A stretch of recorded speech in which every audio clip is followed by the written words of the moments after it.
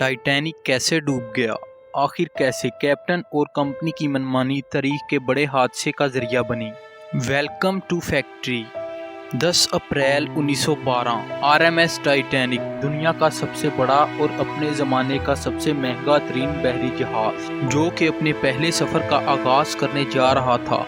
ये जहाज़ इंग्लैंड से न्यूयॉर्क जा रहा था। इस जहाज़ के सफ़र का आगाज़ 62 साला एडवर्ड जे स्मिथ की कमांड में हुआ।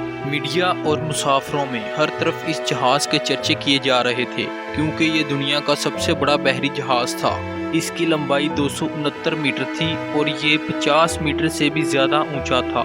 इसमें उस ज़माने की एडवांस लग्जरी सहूलियात इस्तेमाल की गई थी। इस ज़माने में इस जहाज़ को बनाने पर $7.6 मिलियन खर्च किया गया, जो कि मौजूदा दौर का $400 मिलियन बनता है।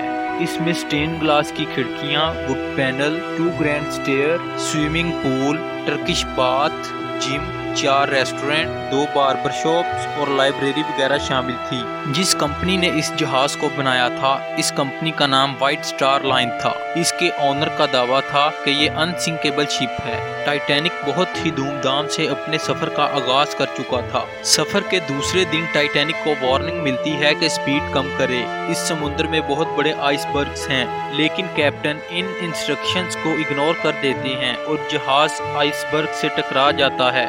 जहाज के आइसबर्ग से टकराने के बाद इसकी फ्रंट बॉडी में सुराख हो जाते हैं। इनको पता चल जाता है कि ये जहाज डूब जाएगा। लोगों को जानी नुकसान से बचाने के लिए शिप ऑपरेटर समुद्र में मौजूद दूसरे जहाज़ों को मदद के लिए रेडियो सिग्नल भेजता है। एक जहाज को सिग्नल मौसूल होते हैं जो टाइटैनिक से 107 किलोमीटर दूर था। इसे टाइटैनिक तक पहुंचने के लिए 3.5 घंटे लगने थे। तब तक तो शायद टाइटैनिक डूब जाता।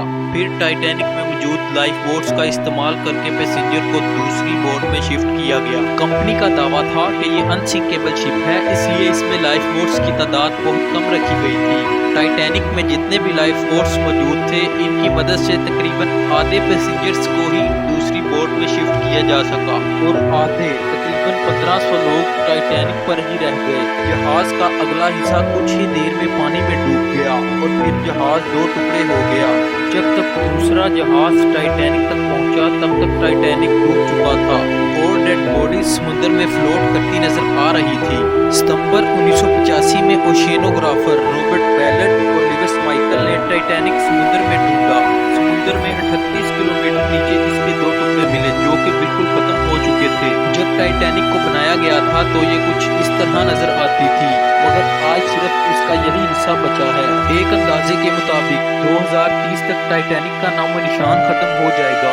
इतना वक्त गुजरने के बाद भी टाइटैनिक का असर लोगों के दिलों से नहीं निकल सका। 2012 में एक ऑस्ट्रेलियन बिलियनियर क्लिफ पैल्मर ने अपनी ख्वाहिश का इजहार किया कि वो टाइटैनिक 2 बनाएगा। ऑफिशियली इस प्रोजेक्ट को 2016 में मुकम्मल हो जाना चाहिए था, मगर ये 2022 में भी खत्म ना हो सका। इस एक डिजास्टर ने स्टारलाइन कंपनी को खत्म करके रख दिया और शिपिंग इंडस्ट्री में बहुत से नए स्टैंडर्ड मुतारफ करवाए गए, ताकि आइंदा इस तरह के बड़े नुकसानात से बचा जा सके। उम्मीद करता हूँ फैक्ट्री की ये भी वीडियो आपको बेहद पसंद आई होगी। मजीद ऐसी इन्फॉर्मेशन वाली वीडियोस देखने के लिए चैनल को लाइक और सब्सक्राइब कीजिए। शुक्रिया।